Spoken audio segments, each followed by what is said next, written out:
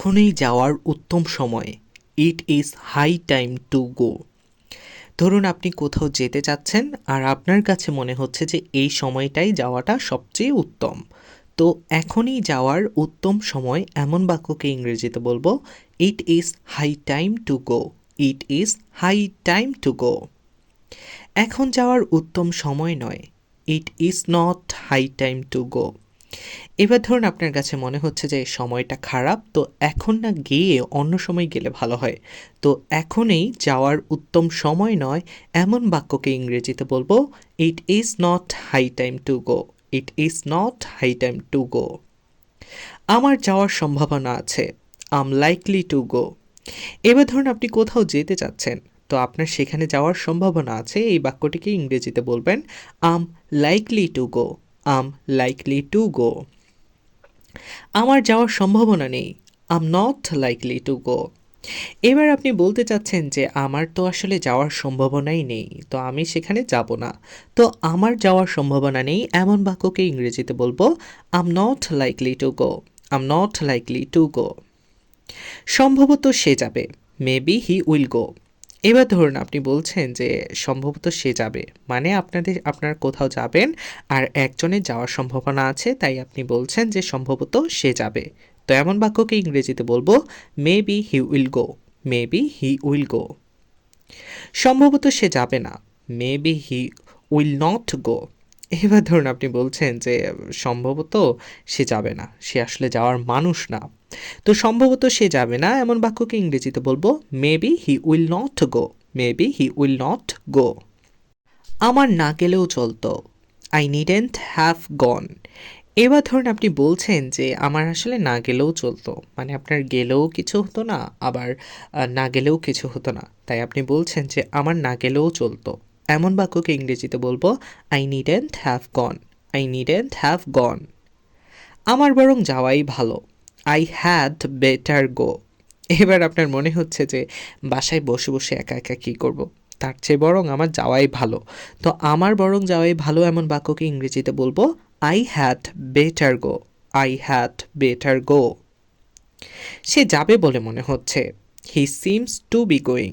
এবার ধরুন একজন আপনাদের সাথে যাবে বলে আপনার কাছে মনে হচ্ছে, তো তেমন বাক্যকে ইংরেজিতে বলবেন he seems to be going. He seems to be going. সে যাবে বলে মনে হচ্ছে না। He doesn't seem to be going. এবার ধরুন আপনার কাছে মনে হচ্ছে যে আপনার সাথে যে যাওয়ার কথা সে যাবে না, তো আপনি তাই বলছেন যে সে যাবে বলে মনে হচ্ছে না। তো এমন বাক্যকে ইংরেজিতে বলবো he doesn't seem to be going. He doesn't seem to be going. আমি বিরক্ত হচ্ছি। I'm getting bored.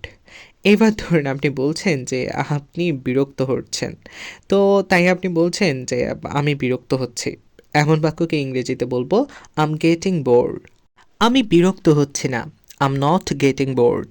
এবার ধরুন আপনি বলছেন যে আমি তো আসলে বিরক্ত হচ্ছি না, কোনো সমস্যাই নেই। তো আমি বিরক্ত হচ্ছি না এমন বাক্যকে ইংরেজিতে বলবো I'm not getting bored. I'm not getting bored. আমি যেতে চাই। I want to go. ধরেন আপনি কোথাও যেতে চাচ্ছেন আর সেটাই আপনি প্রকাশ করছেন যে আপনি যেতে চান। তো আমি যেতে চাই এমন বাক্যকে ইংরেজিতে বলবো I want to go. I want to গো। আমি যেতে চাই না। আই ডোন্ট ওয়ানা গো। এবার ধরুন আপনি বলছেন যে আমি আসলে যেতে চাই না, তো আমি যেতে চাই না এমন বাক্যকে ইংরেজিতে বলবো I don't wanna go. I don't wanna go. আমি যাওয়ার পরিকল্পনা করি। I plan to go.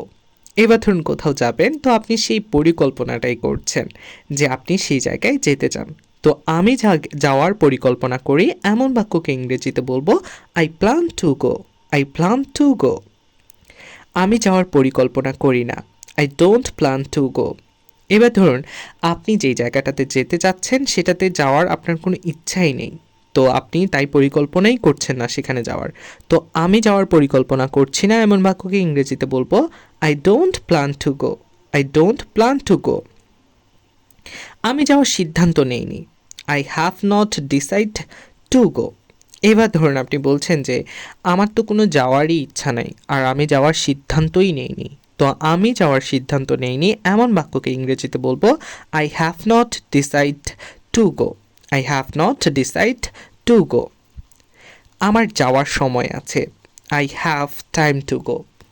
এবার ধরুন আপনি যেই জায়গায় যেতে চাচ্ছেন সেই জায়গায় যাওয়ার জন্য আপনার প্রচুর সময় আছে, তাই বলছেন যে আমার যাওয়ার সময় আছে। তো এমন বাক্যকে ইংরেজিতে বলবো I have time to go. I have time to গো। তো আশা করছি আজকের এই সহজ ছোট ছোট বাক্যগুলো আপনাদের অনেক ভালো লেগেছে। আমার এই ক্লাসটি যদি ভালো লেগে থাকে তাই সবার সাথে শেয়ার করতে ভুলবেন না, এবং আমার চ্যানেলটিতে প্রথম এসে থাকলে অবশ্যই সাবস্ক্রাইব করবেন এবং লাইক কমেন্ট করার মাধ্যমে আপনার মন্তব্যটি জানাবেন। দেখা হচ্ছে পরবর্তী কোনো ক্লাসে, ততক্ষণ পর্যন্ত সবাই ভালো থাকুন, সুস্থ থাকুন। আল্লাহ হাফেজ।